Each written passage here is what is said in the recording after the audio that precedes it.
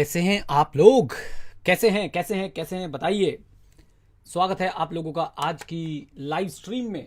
आज हम लोग क्या लाइव स्ट्रीम करने वाले हैं? आज हम लोग लाइव स्ट्रीम करने वाले हैं सेक्शन नंबर 148। ओके, और काफ़ी मज़ा आएगा। आज मुझे ऐसा लगता है कि स्ट्रीम मुझे क्रिएट करने में काफ़ी प्रॉब्लम हुई, तो काफ़ी कम लोगों के पास जो है वो नोटिफिकेशन गई होगी। अगर आप 2 मिनट दें तो मैं सबको एक बार नोटिफिकेशन भी भेज दूं। चैट बॉक्स में बता दीजिए जल्दी से। आज मुझे लगता है आपको या तो मल्टीपल नोटिफिकेशंस आई होंगी या नोटिफिकेशंस में ज़रूर कुछ ना कुछ जो है वो दिक्कत रही होंगी। राइट, मेरे को 1 मिनट दीजिए, मैं सबको जो है एक बार नोटिफिकेशंस भेज देता हूं जल्दी से।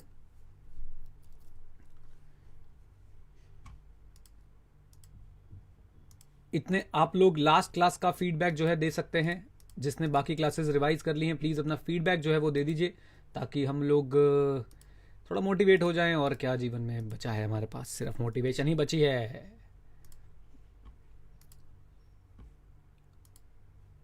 लीजिए,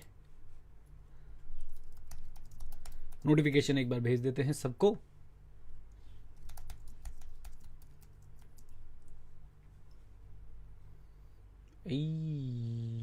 लो जी, लो जी, लो जी, लो जी। तो आईडी 91 से सबको जो है नोटिफिकेशन चली गई होगी इस समय। क्या बात है, ग्रेट। आ जाइए साहब, एक बार मैं इसको और भी जगहों पे शेयर कर देता हूँ कि भाई हम लोग जो है लाइव आ चुके हैं। उसके बाद हम लोग जो है कार्यक्रम अपना शुरू कर देते हैं।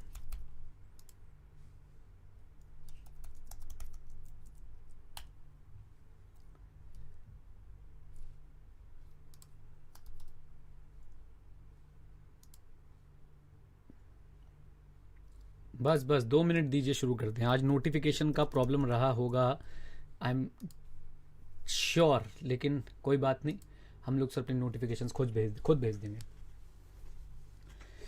ओके, चलिए साहब शुरू करते हैं जल्दी से। रितिका बेटा आ जाएंगे amendment videos, don't worry. ICI को एक बार स्टैट्यूटरी अपडेट निकालने दो, फिर हम लोग जो है इसको कराना शुरू करते हैं। गर्विता कैसी हो आप? राज कैसे हो भाई? नमन छाबड़ा, साकेत मिश्रा, रिधि नंदू, एवरीवन, शिवेश कोरी। हाँ ठीक है, तो एक बार जल्दी से चैट बॉक्स में रिवीजन ओपी हो जाए। Revision OP, right, revision OP हो जाए एक बार जल्दी से।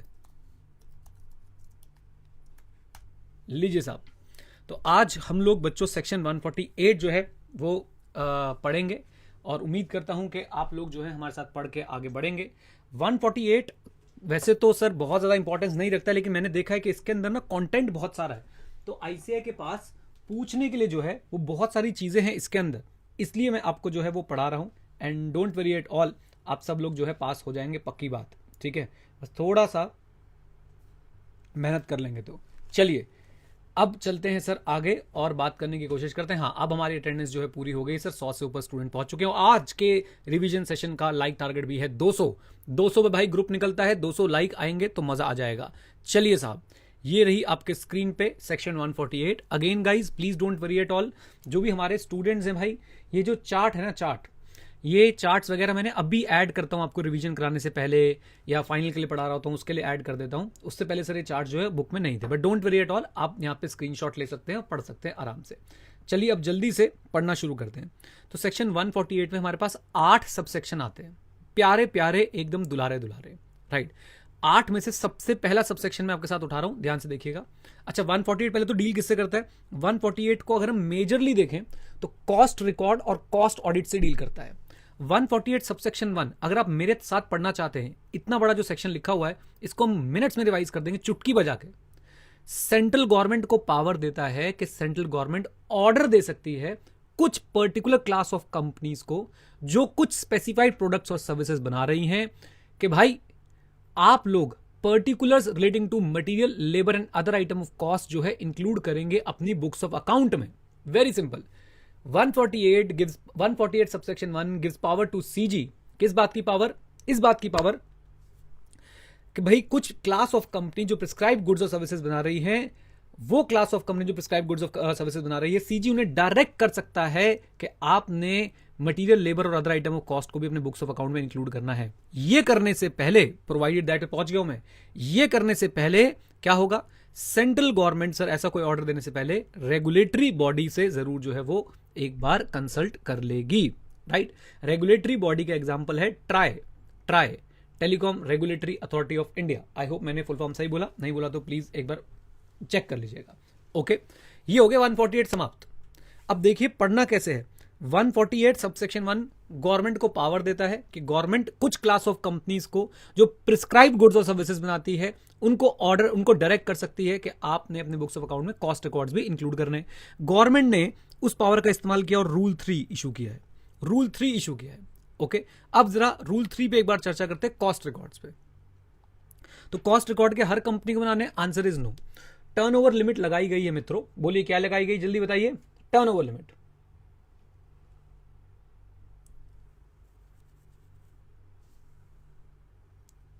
शिवल भाई बिल्कुल आराम से चल रहे हो आप लोग, कोई दिक्कत की बात नहीं है, इधर उधर की बातें मत करो, सिर्फ पढ़ाई पे ध्यान लगाओ। टर्नओवर लिमिट लगाई गई है। टर्नओवर लिमिट क्या बोलती है, देखिए जी, ऐसी कंपनी जिसका annual turnover from all of its product और सर्विस 35 करोड़ और मोर। ये कंफ्यूजिंग है। शिवानी साहे एक हमारी स्टूडेंट है, उसने एक बहुत अच्छा जो है हमें टाइमलाइन का चार्ट बना के दिया है। शिवानी साहे को मैं पेटीएम जो है वो देने वाला हूं, कितना 500 रुपीज पेटीएम शिवानी साहे को हम लोग भेजेंगे, क्योंकि उसने बहुत ही जबरदस्त जो है सारी की सारी टाइम लिमिट्स बना के दी है। अब मैं एक बार मैं चेक करूंगा उन्होंने ये मॉनिटर लिमिट्स भी दी हैं नहीं दी हैं, तो उसके बाद अनाउंस करेंगे, ठीक है जी। आइए, तो कंपनीज जिनका टर्नओवर जो है स्पेसिफाइड प्रोडक्ट ओवरऑल जितनी प्रोडक्ट और सर्विसेज हैं उनसे उनका टर्नओवर 35 करोड़ और मोर है in the immediately preceding financial year, तो सर उनके ऊपर 148(1) लग जाएगा।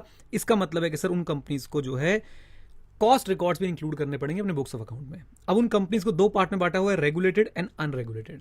रेगुलेटेड कौन कौन से, जो हम सबसे ज्यादा यूज करते हैं, telecommunication, electricity, petrol, drugs, fertiliser, sugar, industrial, alcohol, right. तो ये 6 चीजें जो हम सबसे ज्यादा यूज करते बेटा, फोन, बिजली, पेट्रोल, ड्रग्स, फर्टिलाइजर, मेरे देश की धरती, और नशा शराब में होता तो नाचती बोतल, राइट। देन अनरेगुलेटेड सेक्टर में कौन आते हैं बेटा, जो पाकिस्तान में सबसे ज्यादा यूज होते हैं, आर्म्स एंड अम्यूनेशन। पाकिस्तान वाले नाराज ना हो, दिक्कत है तुम्हारी थोड़ी सी, बट कोई बात नहीं। हाँ जी, आर्म्स एंड एम्यूनेशन, टर्बोजेट्स, इसी में बैठ के आए थे ना तुम लोग मुंबई। फिर स्टील, एरोनॉटिक्स एंड अदर्स। देखो ये उनके बस की है, ये उनके बस की नहीं है, और अदर्स हमारे बस की नहीं है। आर्म्स एंड एम्यूनेशन, टर्बोजेट्स उनके बस की है, हमारा बिछड़ा हुआ भाई, राइट। उसके बाद स्टील एंड एरोनॉटिक्स, ये उनके बस की नहीं है, सिर्फ हमारे बस की है। एंड अदर्स हमारे बस की नहीं है बेटा। अदर्स मतलब यहां पे बहुत सारी चीजें लिखी हुई थी, तो इसलिए वो जो है, प्लीज ध्यान सुनिएगा, इसलिए अदर्स वालों को हम लोग पढ़ेंगे नहीं, क्योंकि बहुत सारी चीजें जो लिखी हुई हैं। फिर एक एक्सेप्शन दी गई है, इसको इंपॉर्टेंट मार्क कर लीजिए। ऐसे क्वेश्चन बेटा इसमें से आपसे ना बन सकते हैं। मैं बोल रहा हूं 148 में कंटेंट इतना है कि साहब आपसे क्वेश्चंस जो है पूछे जा सकते हैं। 148(1) में बोला गया कॉस्ट रिकॉर्ड मेंटेन करेंगे प्रिस्क्राइब कंपनी, प्रिस्क्राइब्ड प्रोडक्ट और सर्विस वाली। रूल 3 ने प्रिस्क्राइब टर्नओवर प्रिस्क्राइब कर दिया, रेगुलेटेड अनरेगुलेटेड सेक्टर के अंदर जो है वो सेक्टर प्रिस्क्राइब कर दिए। लेकिन एक एक्सेप्शन दी गई, जो भी company micro and small enterprise है, उसमें मत जाइएगा, डिटेल में मत जाइएगा। जो भी company micro and small enterprise है, as per micro small and medium enterprise act, development act 2006, उनके ऊपर सर कॉस्ट रिकॉर्ड का रूल एप्लीकेबल नहीं है। आई होप ये बात आपको समझ आ गई है। This was rule 3 read with 148(1). लेकिन अभी हमें रूल 5 भी पढ़ना है। रूल देखो, 148(1) ने बोला कॉस्ट रिकॉर्ड किसको बनाने हैं, रूल 3 बोला कि भाई कॉस्ट रिकॉर्ड जो प्रिस्क्राइब कंपनी को बनाने हैं। फिर रूल 3 ने बताया प्रिस्क्राइब कंपनी कौन सी है। रूल 5, और याद रखिएगा रूल किसके चल रहे हैं बेटा, ये रूल चल रहे हैं आपके cost record and audit rules. हाँ जी, किसके, cost record and audit rules. ये ऑडिट एंड ऑडिटर रूल नहीं चल रहे, cost record and audit rules. अच्छा, तो रूल 5 बताता है कि कॉस्ट रिकॉर्ड जो मेंटेन कैसे होंगे, कॉस्ट रिकॉर्ड जो मेंटेन कैसे होंगे। कंपनी को अपने भी करने हैं और कोई ब्रांच है तो उसके भी करने हैं in respect of a financial year. Form होगा CRA1, रेगुलर बेसिस पे होगा। ऐसे करे जाएं कि सर हम लोग पर unit cost of production, operation, sale और मार्जिन निकाल पाए। हम per unit cost of production, operation, sale और मार्जिन जो है पर यूनिट हम निकाल पाए अपने हर प्रोडक्ट और अपनी हर एक्टिविटी के लिए, एक फाइनेंशियल ईयर के लिए, चाहे आप मंथली बेसिस पे रखें, क्वार्टरली बेसिस पे रखें, हाफ ईयरली बेसिस पे रखें, ईयरली बेसिस पे रखें। अब देखिए दोबारा से मैं इसको रिपीट करता हूं। कंपनी को अपने और ब्रांचेस के कॉस्ट रिकॉर्ड्स रखने हैं एक पर्टिकुलर फाइनेंशियल, हर फाइनेंशियल के लिए अलग अलग से।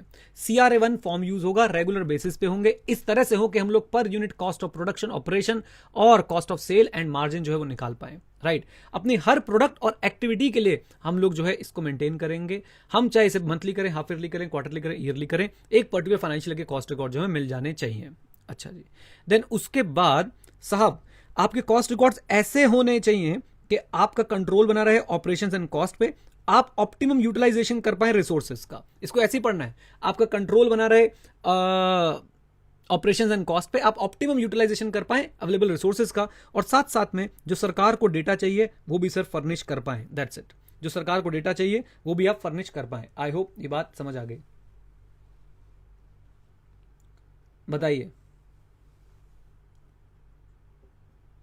हाँ जी, यहां तक क्लियर है कि नहीं? रूल 5 देखिए, रूल 5 क्लियर है कि नहीं? पूरा चार्ट से सर काम हो जाएगा अपना। कंपनी को अपने ब्रांचेस के पर्टिकुलर फाइनेंस, अपने और अपने ब्रांचेस के लिए फाइनेंशियल ईयर के लिए कॉस्ट रिकॉर्ड्स मेंटेन करने, डन। CRA1 में करने, इस तरीके से करने के हम per unit cost of production, production, operation और सेल हम निकाल पाए, और साथ साथ मार्जिन में हम लोग निकाल पाए। हर प्रोडक्ट और एक्टिविटी के लिए करने हैं, monthly, quarterly, half yearly, yearly, कैसे मर्जी करिए, हमें सर हर फाइनेंशियल ईयर के आपके कॉस्ट रिकॉर्ड्स चाहिए। अच्छा जी, देन ऐसे कॉस्ट रिकॉर्ड मेंटेन हो कि हमारा ऑपरेशंस पे कंट्रोल रहे, optimum utilisation of available resources हो पाए, और साथ साथ में वो नेसेसरी डेटा भी बन जाए जो इस रूल्स के, जो इन सेक्शन और रूल्स के हिसाब से चाहिए। आइए, तो 148 subsection 1 read with rule 3, read with rule 5। Okay, 148(1) CG को पावर देता है, सीजी कि भाई आप बताओ किसको कॉस्ट रिकॉर्ड मेंटेन करने हैं। सीजी को पावर दिए गए, सीजी ने उसका पावर का यूज करके रूल 3 बनाया। रूल 3 में उसने टर्नओवर लिमिट बताई 35 करोड़ और मोर, रेगुलेटेड, अनरेगुलेटेड। रेगुलेटेड जो हम सबसे ज्यादा यूज करते हैं, क्या? टेलीफोन, बिजली, और क्या था? पेट्रोलियम, और क्या था? ड्रग्स, और ड्रग्स याद है ना? ड्रग्स, उसके बाद नशा शराब में होता तो, देन फर्टिलाइजर आ गया हमारे पास। चलिए साहब, देन उसके बाद रूल 5 आया कि मेंटेन कैसे होंगे, how the manner in which the cost records will be maintain. अब आते हैं सबसेक्शन 2 पे।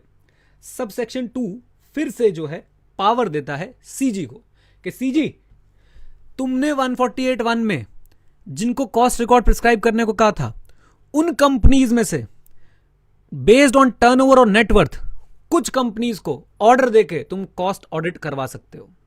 बहुत ध्यान सुनिएगा, एकदम विजुलाइज कीजिएगा। मैं सीजी, मेरे पास पावर आ गई है 148(2) से। मैं आज की डेट में चाहूं तो 148(1) में जो कंपनीज फॉल कर रही है, यानी एज पर रूल 3, मैं उन कंपनीज को डायरेक्ट कर सकता हूं कि जाके अपना कॉस्ट ऑडिट भी करवाओ बेस्ड ऑन टर्नओवर क्राइटेरिया और नेटवर्थ क्राइटेरिया। और रूल 4 जो है cost records and audit rules का, वो बताता है कि कौन सी कंपनी को अपना कॉस्ट ऑडिट करवाना जरूरी है। और रूल 4 के लिए मैंने यहां पे एक बढ़िया सा चार्ट जो है वो बना दिया है। तो रूल 4 बोलता है, अगर आप रेगुलेटेड सेक्टर में, वही वाली चीजें, टेलीकॉम, बिजली, उसके बाद क्या हुआ था, जल्दी बताओ, पेट्रोलियम, ड्रग्स, फर्टिलाइजर, नशा शराब में होता तो sugar and industrial alcohol. Right, अब जरा सुनिए ध्यान से, अगर रेगुलेटेड सेक्टर में हो, यानी कि साहब यहां पे जो है काम बहुत ज्यादा होता है, आपका कॉस्ट ऑडिट हम ज्यादा करवाना चाहेंगे, जल्दी करवाना चाहेंगे, तो इनके लिए जो आपकी टर्नओवर लिमिट रखी है, ओवरऑल टर्नओवर 50 करोड़ और मोर, एंड जो स्पेसिफाइड प्रोडक्ट्स है उनसे जो टर्नओवर है वो 25 करोड़ और मोर है, तो सर अब तो आपको ऑडिट करवाना पड़ेगा। अनरेगुलेटेड सेक्टर में ये लिमिट ओवरऑल टर्नओवर की 100 करोड़ हो जाती है, और स्पेसिफाइड गुड्स की जो लिमिट है वो 35 करोड़ और मोर रहती है।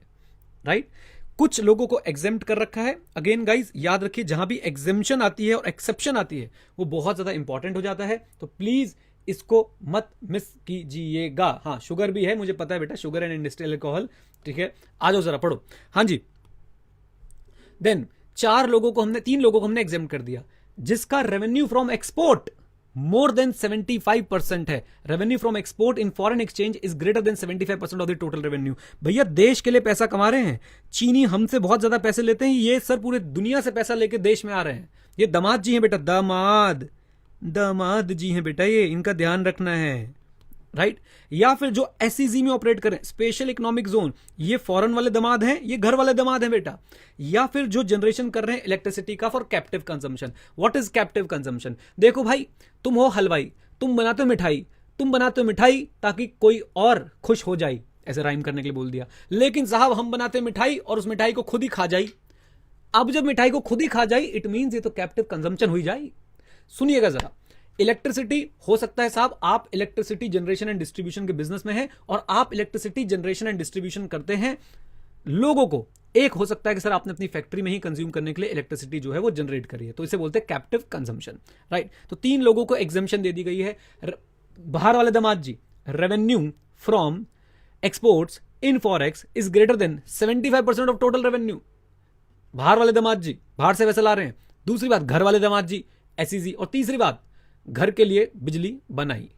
आइए साहब लीजिए, ये था हमारा रूल नंबर 4। आई होप यहां तक क्लियर है, जल्दी बता दीजिए।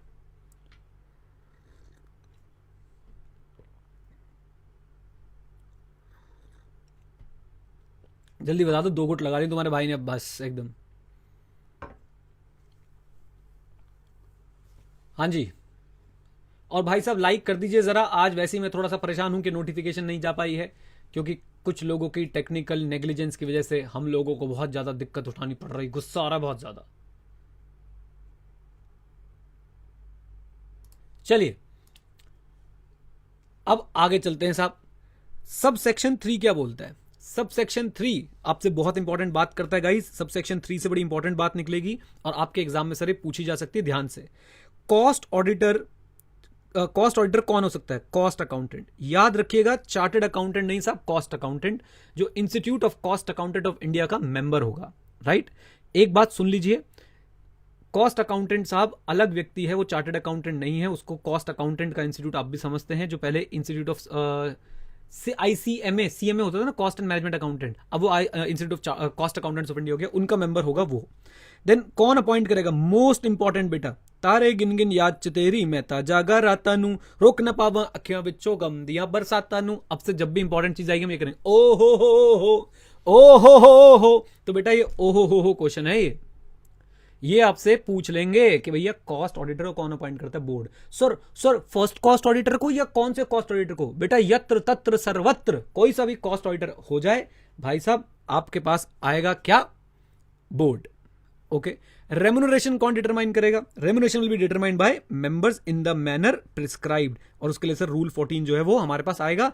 खास ध्यान दीजिएगा, रूल 4 जो है वो रूल 14 जो है वो company audit and auditor rules का है।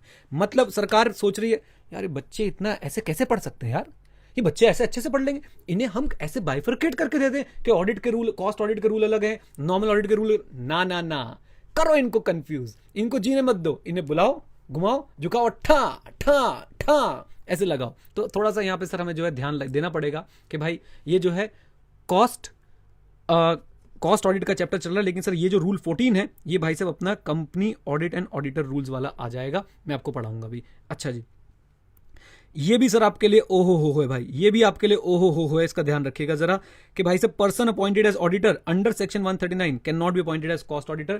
प्लीज ध्यान रखिएगा भाई, प्लीज इसका ध्यान रखिएगा। ये आपसे एग्जाम में केस स्टडी बना के भी पूछ सकते हैं ये वाला पॉइंट। देन उसको किससे कंप्लाई करना होगा? कॉस्ट ऑडिटिंग स्टैंडर्ड से, which is being issued by institute of cost accountants of India.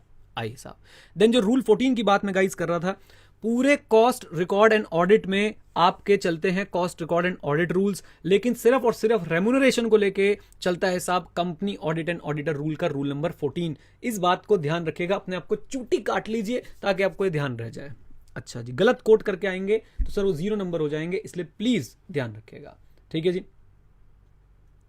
अच्छा जी, तो सबसे पहले भाई अगर ऑडिट कमेटी है तो बोर्ड ऑडिटर को अपॉइंट कर देगा on the recommendation of audit committee, same 139 वाला।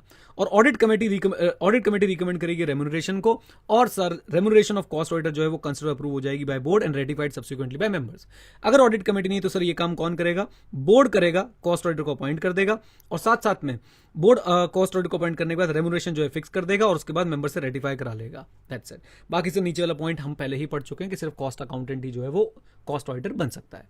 अच्छा जी, देन इसके बाद 4 सबसेक्शन, बेटा मुचु मुचु नोनू सोनू मोनू वाली गल्ला है ये, और वो गलना ये है कि भाई अगर एक कंपनी का फाइनेंशियल स्टेटमेंट का ऑडिट हो रहा है तो क्या वो कंपनी बोल सकते हैं ना मैं कॉस्ट ऑडिट नहीं कराऊंगी। ट्रू फॉल्स बन सकता है इसमें से, एमसीक्यू बन सकता है इसमें से साहब आपके लिए, कि केस स्टडी भी बन सकती है एक छुटकी फुटकी सी। मतलब एक केस स्टडी में दे रखा है, बोला है भाई वो कंपनी सारे कंडीशन सेटिस्फाई करती है, लेकिन वो कंपनी का जो एमडी है वो कहता है कि सिंस हमारा 143 में ऑडिट हो रहा है तो साहब हम लोग अपना कॉस्ट ऑडिट नहीं कराएंगे।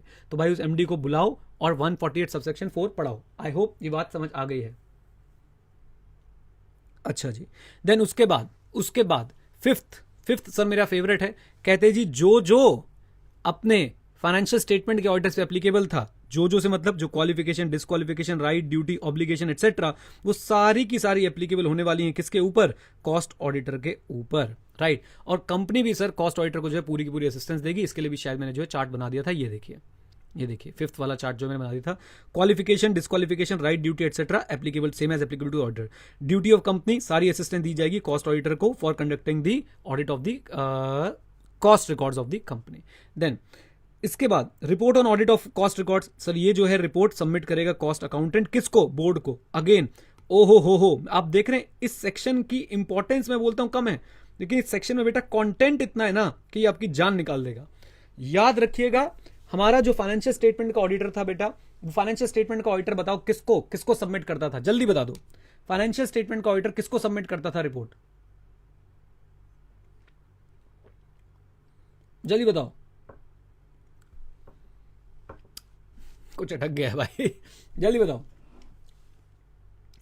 फाइनेंशियल स्टेटमेंट का ऑडिटर किसको सबमिट करता था अपनी ऑडिट रिपोर्ट? किसको देता था?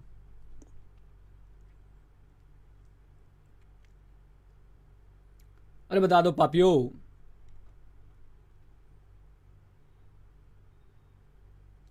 मेंबर को। वेरी गुड मिथिलेश भाई, तुम्हारी शादी उसी से होगी तुम जिसको चाहोगे, सच बता रहा हूं मैं तुम्हें, वो तुम्हारी बाहों में आएगी एक दिन, चिंता मत करो।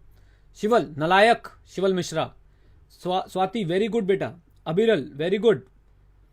महराज हुसैन चिश्ती वेरी गुड। यश उपाध्याय वेरी गुड। रोहित चतुर्वेदी तुम्हारे तो डॉट लगानी पड़ेगी मुझे। जूही मौर्य, जूही बेटा ध्यान से, कहां जा रही हो? क्या बात कर रहे हो यार? मेंबर्स को रिपोर्ट देता था। जो बच्चे TCWG कह रहे हैं भाई घर जाएं, किचन में जाएं, किचन में जाके तवा उठाएं, तवे को उल्टा करें, उस पर हाथ मले और तवा टेक्निक पूरी हो जाएगी। भाई साहब रिपोर्ट होती है मेंबर्स को कंपनी ऑडिट के केस में, जो फाइनेंशियल स्टेटमेंट का ऑडिट होता है। वो देखो ROC, चमत्कारी बच्चे हो तुम लोग, ढंग से पढ़ लो दुष्टो, नलायको, पापियो, ऐसे कैसे काम चलेगा? ROC को रिपोर्ट जाती है, मेंबर्स को जाती है मेरे भाई। आ जाओ। तो आइए साहब याद रखिएगा, कॉस्ट ऑडिटर की रिपोर्ट बोर्ड को जाती है, कॉस्ट ऑडिटर की रिपोर्ट जो है बोर्ड को जाती है, और उसके बाद कंपनी वही रिपोर्ट जो है आगे CG को फॉरवर्ड करती है। कॉस्ट ऑडिटर बोर्ड को, कंपनी जो है वो आगे CG को कैसे देनी है? विद इन 30 डेज देनी है from the date of receipt of the audit report, right. एक बात ध्यान रखिएगा, अगर कॉस्ट ऑडिटर ने रिपोर्ट दी है, उस रिपोर्ट के अंदर कॉस्ट ऑडिटर ने कोई क्वालिफिकेशन दी है, कोई रिजर्वेशन दिया है, तो भाई साहब अब कंपनी हर उस क्वालिफिकेशन और रिजर्वेशन पे इंफॉर्मेशन और एक्सप्लेनेशन भी देगी CG को। आइए साहब, CG चाहे तो और भी इंफॉर्मेशन अगर CG को लग रहा है जरूरी है तो वो मंगा सकती है। CG चाहे तो और भी इंफॉर्मेशन जो उसे लगता है जरूरी है सर, इंफॉर्मेशन एक्सप्लेनेशन मिलने के बाद भी उसे और भी इंफॉर्मेशन एक्सप्लेनेशन चाहिए तो वो भी वो मंगा सकती है। 148.8 बहुत ही सर बेकार। 148.8 में बोला गया कि साहब अगर इस सेक्शन में कोई गलती होती है तो भाई कंपनी पे क्या पेनल्टी होगी और कॉस्ट ऑडिटर पे क्या पेनल्टी होगी, उसके लिए प्लीज रेफर कर लीजिएगा 147, एज सिंपल एज दैट। आइए साहब, अब आएगा सर मजा। अब हमें पढ़ना है रूल 6।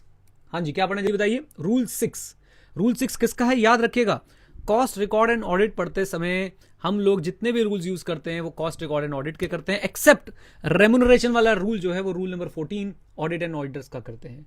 अब रूल 6 पढ़ेंगे। रूल 6 से मैंने बहुत बढ़िया प्यारे प्यारे चार्ट बना रखे हैं। तो हमें ये तो पता था कि सर BOD को कॉस्ट ऑडिटर को अपॉइंट कौन करता है? BOD। लेकिन कब तक अपॉइंट कर लेना है?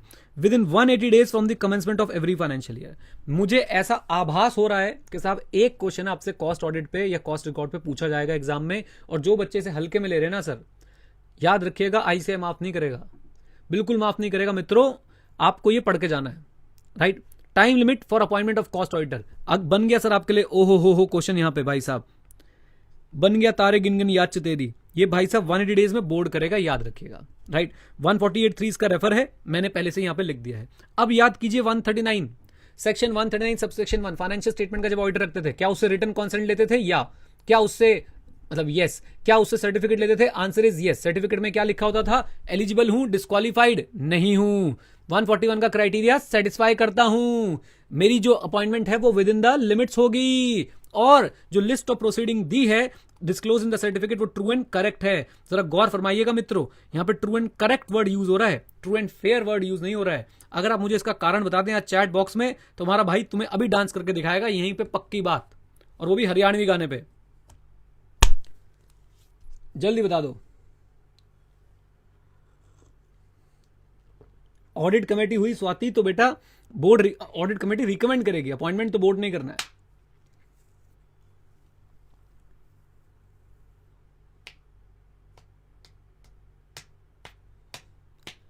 अगर यहां पे आप बता दो ट्रू एंड करेक्ट क्यों लिखा है, और हर जगह पे हम ट्रू एंड फेयर भी यूज कर रहे थे ऑडिट में, तो अभी डांस करके दिखाऊंगा मैं तुम्हें, पक्की बात, हरियाणवी गाने पे, पक्की बात। बताओ चैट बॉक्स में, लेके आता हूं स्पीकर गाने चलाने के लिए।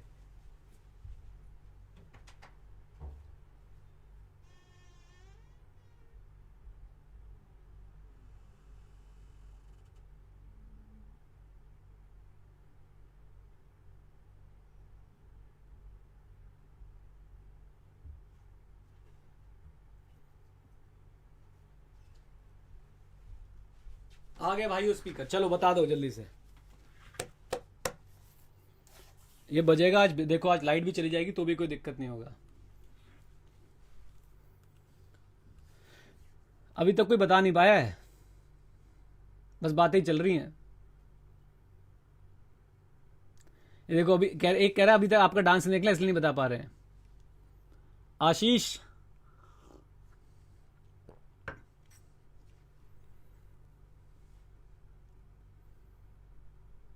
भाई मुस्कान, खुश कर दिया मुस्कान जी आपने। मुस्कान और आशीष का आंसर जो है बहुत बढ़िया है। उपाध्याय है, मजा ही आ गया भाई, अब तो डांस करना पड़ेगा। तो आज लाइव सेशन के बाद होगा रंगारंग कार्यक्रम सपना चौधरी के गानों पे, लेकिन एक बार लाइव सेशन कंप्लीट कर लें तब। बहुत बढ़िया, अरे यार तुम तो बहुत इंटेलिजेंट निकले, मैं तुम्हें ऐसे ढक्कन समझता था सबको। भाई वाह, मजा आ गया। चलिए आइए साहब, आगे चलते हैं, आगे चलते हैं, आगे चलते हैं, बहुत मजा आएगा प्लीज। तो सर्टिफिकेट वाले पॉइंट क्लियर है सर अपने को। अब आ जाते हैं 6.2 पे। 6.2 पे प्लीज जरा ध्यान से देखिएगा। 6.2 क्या बोलता है? सेम बेटा, जैसे जैसे हमने 139 पढ़ा है ना, बस बस बस रुक जाओ, जैसे जैसे हमने 139 पढ़ा है एग्जैक्टली वैसे वैसे ही जो है सर ये चलता है। ये वहां पे भी हम लोग ऑडिटर को इन्फॉर्म करते थे, और वहां पे हम रजिस्ट्रार को इन्फॉर्म करते थे। यहां पे हम कॉस्ट ऑडिटर को इन्फॉर्म करेंगे और सीजी को इन्फॉर्म करेंगे, क्योंकि 148.1 148.2 कौन लाया था? सीजी को पावर दे दी गई थी। अब ऑडिटर को और सीजी को इन्फॉर्म कैसे करना है? Electronically with prescribe fees CRA 2 में। कितने दिन में? 30 days of the board meeting in which such auditor was appointed, और 180 days from the commencement of financial year whichever is earlier। थोड़ा सा टेक्निकल पार्ट है, ध्यान से समझिएगा। ये beginning of the financial year है, इसके 180 डेज के अंदर अंदर आपने सीजी को इन्फॉर्म भी करना है, और इसके 180 डेज के अंदर अंदर आपको जो है ये भी बोल रखा था कि साहब आपने जो है कॉस्ट ऑडिटर को अपॉइंट भी कर लेना है। लेकिन इन्फॉर्म करने के लिए आपको एक और लिमिट बताई गई कि 30 days from the board meeting in which the auditor was appointed. मैं कहता हूं सर आपने ऑडिटर को अपॉइंट किया है 170th डे पे, तो क्या आपके पास 30 डेज और हैं? Answer is no. आपको विद इन 10 डेज जो है वो सीजी को इन्फॉर्म करना है। ये थोड़ा टेक्निकल पार्ट था, आपसे पूछेंगे नहीं, बट अगर आप कंबाइन रीडिंग करेंगे कि भाई साहब ऑडिटर कब तक अपॉइंट हो जाना चाहिए और सीजी को कब तक इन्फॉर्मेशन पहुंच जानी चाहिए, तो कंबाइन रीडिंग का मतलब यही निकलेगा कि भैया ultimately with in 180 days from the commencement of financial year आप लोगों को जो है कॉस्ट ऑडिटर अपॉइंट भी कर देना है और सीजी को और कॉस्ट ऑडिटर को इन्फॉर्म भी कर देना है। ये था सब रूल 2।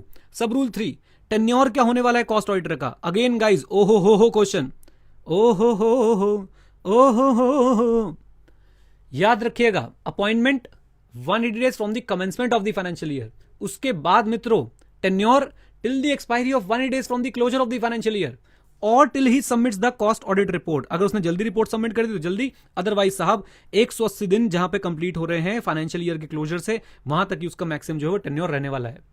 राइट, याद रखिएगा बच्चों, ये है रोड लेस ट्रेवल्ड, ये है रोड लेस ट्रेवल्ड।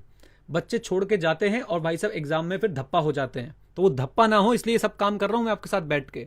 अच्छा जी, फर्स्ट प्रोविजो क्या क्या कहता है सर? रूल 6 सब रूल 3 का फर्स्ट प्रोविजन बोलता है क्या हम कॉस्ट ऑडिटर उसके एक्सपायरी के टर्म से पहले निकाल सकते हैं? हाँ। रखा किसने था? बोर्ड ने। निकालेगा भी कौन? बोर्ड। रखा किसने था? बोर्ड ने। निकालेगा भी कौन? बोर्ड। आप अगर नॉर्मल ऑडिटर की बात करते हैं, सेक्शन 140 की बात चल रही है, वहां पे नॉर्मल ऑडिटर को निकालने के लिए याद रखना सीजी का अप्रूवल चाहिए था। पहले बोर्ड रेजोल्यूशन होता था, सीजी का अप्रूवल चाहिए था, स्पेशल रेजोल्यूशन चाहिए था। यहां पे सर बोर्ड सीधा लिख रहा है कल से मत आ जाइयो। राइट लेकिन कल से मत आ जाइयो के साथ साथ भाई रीजनेबल अपॉर्चुनिटी बीइंग हर्ड देनी पड़ेगी और साथ साथ में रीजंस रिकॉर्ड करने पड़ेंगे इन राइटिंग, और फिर उसके बदले नया ऑडिटर अपॉइंट करना पड़ेगा। फिर से CRA 2 जाएगा और CRA 2 में पुराने वाले को जो निकाला था उस रेजोल्यूशन की डिटेल्स जाएंगे, पुराने वाले को जो निकाला था उसकी रेजोल्यूशन की कॉपी जाएगी। ओके हाँ, क्या कॉस्ट ऑडिटर अपने मन से भी रिजाइन कर सकता है? आंसर इज यस, बिल्कुल कर सकता है। क्या कॉस्ट ऑडिटर अपने मन से भी रिजाइन कर सकता है? बिल्कुल कर सकता है साहब, दूर दूर तक कोई दिक्कत की बात नहीं है। अच्छा जी, देन इसके बाद सर चलते हैं आगे और देखने की कोशिश करते हैं कैजुअल वैकेंसी। तो कैजुअल वैकेंसी चाहे रेजिग्नेशन से हो, डेथ से हो, रिमूवल से हो, कौन भरेगा? Board with in 30 days. फिर सीजी को इन्फॉर्म करेगा CRA with in 30 days of such appointment. जिस दिन रेजिग्नेशन आया उसके 30 दिन में अपॉइंटमेंट कर देगा बोर्ड। जिस दिन अपॉइंटमेंट हुई उसके 30 दिन में फिर से CRA 2 भर के इन्फॉर्म कर देना है गवर्नमेंट को। 3B थोड़ा सा टेक्निकल है। देखिए, जब हम लोग फाइनेंशियल स्टेटमेंट का ऑडिट करते हैं तो पहले फाइनेंशियल स्टेटमेंट अप्रूव हो जाते हैं मैनेजमेंट से, तभी हम लोग जो है ऑडिट करना शुरू करते हैं। यानी मैनेजमेंट जानती है और मानती है अपनी basic responsibility, PPFS preparation and presentation of financial statement 1। ऐसे ही साहब कॉस्ट स्टेटमेंट्स जो है पहले बोर्ड अप्रूव करेगा, उस पर साइन करेगा और उसके बाद उन कॉस्ट स्टेटमेंट्स को सबमिट करेगा टू द कॉस्ट ऑडिटर, ताकि कॉस्ट ऑडिटर उनका ऑडिट कर पाए। Very simple. अगर आप लैंग्वेज पढ़ेंगे तो थोड़ी टेक्निकल है, लेकिन मैंने आपको सिंपल तरीके से बता दिया। कॉस्ट स्टेटमेंट्स पहले अप्रूव होंगी बोर्ड से, फिर साइन होंगी ऑन बिहाफ ऑफ बोर्ड और उसके बाद सबमिट की जाएंगी to the cost auditor to report thereon. आइए साहब, देन बात करते हैं सर सब रूल 4 और सब रूल 5 की। सब रूल 4 क्या बोलता है कि साहब कॉस्ट ऑडिट रिपोर्ट जो है with any qualification, reservation etcetera जाती है CRA 3 में। और आपको पता है ना कॉस्ट ऑडिट रिपोर्ट किसको सबमिट होती है? कम ऑन गाइस जल्दी बताओ, कॉस्ट ऑडिट रिपोर्ट किसको सबमिट होती है? कॉस्ट ऑडिट रिपोर्ट किसको सबमिट होती है? जल्दी बताओ मुझे चैट बॉक्स में, जल्दी बताओ। बिल्कुल सही कह रहे हो, BOD को सबमिट होती है। शाबाश, BOD OP हो जाना चाहिए सर चैट में। BOD board of director OP हो जाना चाहिए साहब चैट में, जल्दी कर दीजिए। बहुत बढ़िया।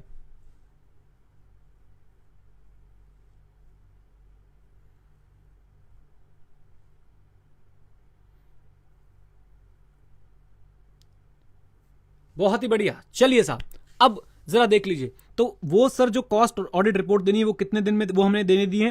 180 days from the closure of the financial year. याद रखिएगा साहब, 180 days from the closure of the financial year आपने बोर्ड को जो है वो सबमिट कर देनी है। और बोर्ड सर उस रिपोर्ट को क्या करेगा? एग्जामिन करेगा। पर्टिकुलरली कोई रिजर्वेशन और क्वालिफिकेशन है तो उसको एग्जामिन करेगा। आई होप आपको ये बात जो है वो समझ आ चुकी है। बोल दीजिए।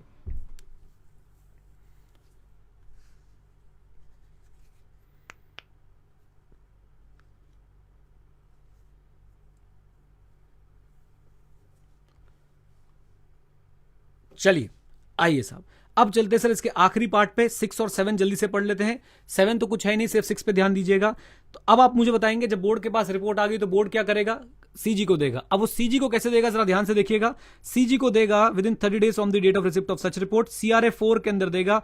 और हर रिजर्वेशन और क्वालिफिकेशन पे क्या देगा? Information and explanation. XBRL format में देगा। XBRL बेटा इज एक्सटेंसिबल बिजनेस लैंग्वेज एक होती है, इसका फुल फॉर्म भूल गया, एक्सटेंसिबल मार्कअप लैंग्वेज समथिंग होती है XBRL। मैं देख लेता हूं जल्दी से। Extensible business reporting language, I think so XBRL का एक्सटेंसिबल बिजनेस रिपोर्टिंग लैंग्वेज, जैसे मैंने बोला XBRL लैंग्वेज होती है सर। इस फॉर्मेट में देगा, प्रिस्क्राइब फीस के साथ देगा। दैट्स इट, और कुछ भी नहीं है सर इसके अंदर। फर्स्ट प्रोविजो क्या बोलता है? देखिए, वैसे तो आपने 30 डेज में जो है रिपोर्ट दे देनी है। 30 डेज में जो है आपने रिपोर्ट दे देनी है। किसको? CG के पास फॉरवर्ड हो जानी चाहिए। लेकिन अगर किसी कंपनी ने under section 96 and under section 137 time extend करा लिया अपनी AGM का और फाइनेंशियल स्टेटमेंट फाइल करने का, तो जो उसको एक्सटेंडेड टाइम मिला है अपनी फाइनेंशियल स्टेटमेंट फाइल करने का, उस टाइम के अंदर जो है वो उसने अपनी कॉस्ट ऑडिट रिपोर्ट CG के पास पहुंचानी है। देखिए, जनरली स्पीकिंग CG के पास कब तक रिपोर्ट पहुंचा देनी है? Within 30 days from the date of receipt of report. Format CRA 4, form CRA 4, right. Prescribe fees और जो फॉर्मेट रहेगा वो क्या रहेगा? XBRL। रिपोर्ट में अगर कोई क्वालिफिकेशन है उस पर सर हमें क्या चाहिए, इन्फॉर्मेशन एंड एक्सप्लेनेशन। हाँ, अगर किसी कंपनी ने एक्सटेंशन ऑफ टाइम ले लिया है एजीएम के लिए अंडर सेक्शन 96 अपने फाइनेंशियल स्टेटमेंट फाइल करने के लिए अंडर सेक्शन 137, तो साहब CRA 4 जो है आपको resultant extended period for filing financial statements में फाइल कर देनी चाहिए सीजी के साथ। 143 सबसेक्शन 7 सॉरी रूल 6 सब रूल 7 रूल के नाम पे कलंक है। हमने 143.12 पढ़ते ही पढ़ लिया था, 143.12 पढ़ते समय ही हमने पढ़ लिया था मित्रों कि भाई जो भी फ्रॉड वाले प्रोविजंस हैं 143.12 वाले प्रोविजंस हैं, जो भी 143.12 वाले प्रोविजंस हैं वो साहब एप्लीकेबल हैं कहां पे, वो एप्लीकेबल हैं कॉस्ट ऑडिटर पे, मुताटिस मुतांडिस। हाँ जी, बात समझ आती है। बहुत बड़ा सर हमने आज जो है पहाड़ तोड़ दिया बिल्कुल।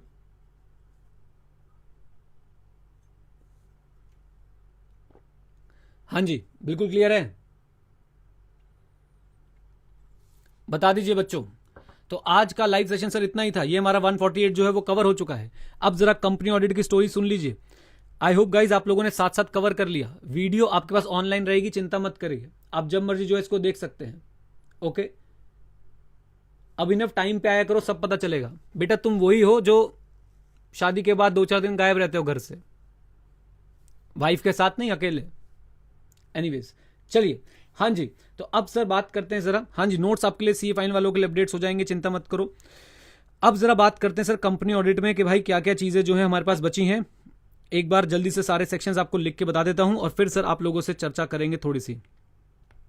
आइए, तो इंपॉर्टेंट सेक्शंस की अगर मैं लिस्ट बनाऊं, कैटेगरी ए एकदम मक्खन मलाई सेक्शन 139, 141, 140, 143, इसी ऑर्डर में इंपॉर्टेंस है साहब इसकी। उसके बाद आता है 148, देन उसके बाद सर आपके बाकी सारे सेक्शन 142, 145, 146 एंड 147, राइट। हमारे ये सारे के सारे जो है भाई रिवाइज हो चुके हैं। ये 3 छोटे छोटे सेक्शंस हैं, ये आपने करने हैं, बहुत, ये 1 पेज के सेक्शन है, और 147 भी आपने करना है। ये सेक्शन मैं उम्मीद करता हूं आपसे कि आप रिवाइज कर लेंगे। मुझे जल्दी बताइए,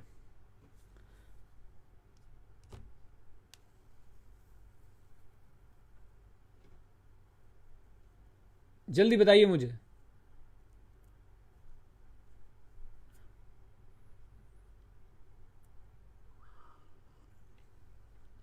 हाँ, कम ऑन गाइस, बता दो जल्दी से। ये यूट्यूब का यार यही दिक्कत है भाई, हम लोग आगे चल रहे हैं, ये पीछे चल रहा है यूट्यूब।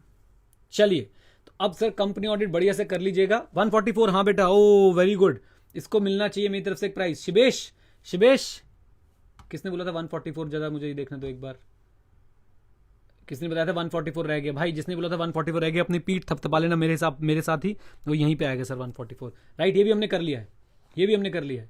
चलिए, लैग ओपी हो रहा है क्या?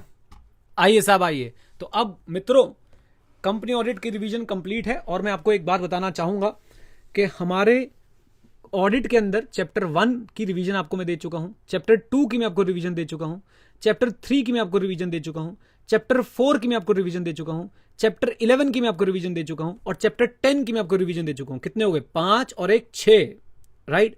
और चैप्टर 5 की रिवीजन भी आपको बहुत जल्दी ही मिल जाएगी। एक बार बस ये सेट हो जाए कि पेपर होने वाले हैं या नहीं, राइट। और जैसे ही होगा सर वैसे ही आपको जो है चैप्टर 5 की भी रिवीजन मिल जाएगी। कारो 2016 की रिवीजन लास्ट टाइम मैंने अपलोड करी थी, वो भी अब आपके पास है, चिंता ना करें। कारो की भी रिवीजन बेटा पहले से बनी हुई है। ओके, चलिए, तो अब सर आज के लिए बहुत बहुत धन्यवाद। मैंने बहुत एंजॉय किया आपको पढ़ाना। आई होप आप भी उतना एंजॉय करते हैं भाई। थोड़ा मस्ती का माहौल बनाने की कोशिश करता हूं मैं, जिससे आप लोगों का जो है दिल बना रहे। और जितने भी बच्चे हैं जिनकी भी वैलिडिटी का डाउट है बेटा, वैलिडिटी के डाउट के लिए हमारे स्टाफ को बोलें, आपको मैंने एक वीडियो बना दी है और आपको उसमें पता चल जाएगा। अब डांस किया जाए, तो डांस कौन कौन करना चाहता है मुझे बता दो। डांस कौन कौन करना चाहता है मुझे बता दो। अथर्वा, अथर्वा, अथर्वा कह रहा है कि सर मेरा बॉयफ्रेंड है जिसका नाम विनोद है। अथर्वा भाई, हम आपकी बातें बिल्कुल समझ सकते हैं। अब हमारा देश बहुत आगे बढ़ चुका है, तो सब कुछ अलाउड है अथर्वा जी, बिल्कुल चिंता ना करें। और आपके घर वालों से हम खुद बात करेंगे। डांस करना चाहेंगे सब। मुस्कान बेटा, मैंने बताया ना, आप वैलिडिटी जो है 25 अगस्त तक तो है ही, और उसके बाद भी जो है वैलिडिटी हम लोग बढ़ा रहे हैं। हमारे वेंडर ने जो हमें कॉस्ट बताई है वो कॉस्ट हम आप लोगों से चार्ज करेंगे और आपकी वैलिडिटी बढ़ा देंगे।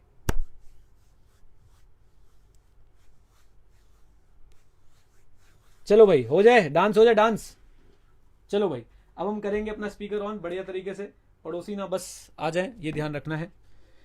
और इसको कर देते हैं भाई बिल्कुल ऑफ एकदम, और चलाते हैं गाना तुम्हारे लिए बढ़िया सा। तो हम चलाएंगे सपना चौधरी का गाना,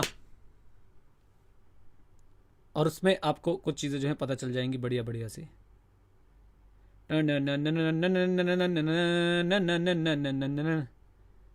क्या बोलती पब्लिक, हरियाणवी गाने पे हो जाए डांस।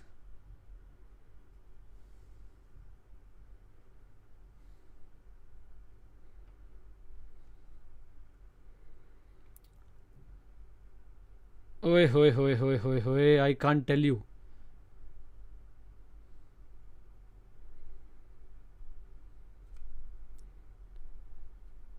लाइट बंद कर दीजिए पहले, है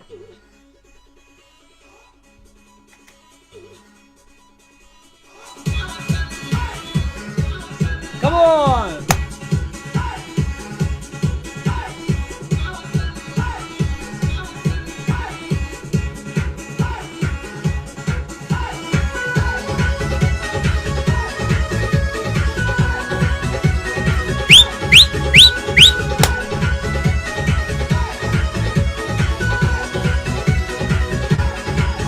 तेरी आँखें का वो काजल, मन करे से कोई घायल।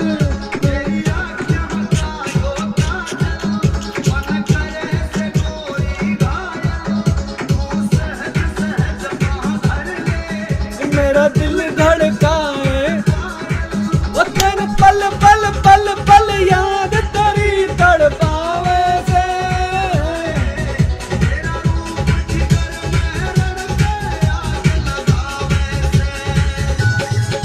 मैंने पल पल पल पल याद तेरी तड़पावे से। तेरा रूप जिगर में दिल में आग लगावे से। तेरी आँखें का वो काजल। चलो भाई चलो, कॉपीराइट वॉपीराइट आने दो।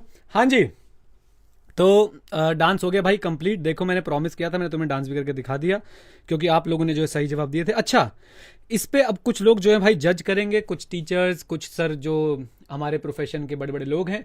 सीए होने के बाद ये डांस कर रही थी यूट्यूब पे। तो भैया सी होने से पहले मैं इंसान हूँ, म्यूजिक मेरी नेचुरल नीड है, जैसे और बहुत सारी नेचुरल नीड्स हैं वैसे ही। एनीवेज चलिए, तो आज के लिए सर इतना ही, एंड अब चलते हैं आगे। और हाँ, कमरिया करे लापा लॉप, उस पर भी करेंगे सर एक बार ज़रूर डांस। और thank you very much once again guys, stay connected, stay head, जय हिंद। और हाँ, सीखते रहें, क्योंकि सीखना बंद तो जीतना बंद। बाय बाय मित्रों, टेक केयर। कॉपीराइट आएगा ना तो देख लेना तुम वीडियो हटा दूंगा ये वाली। चलो बाय, टेक केयर।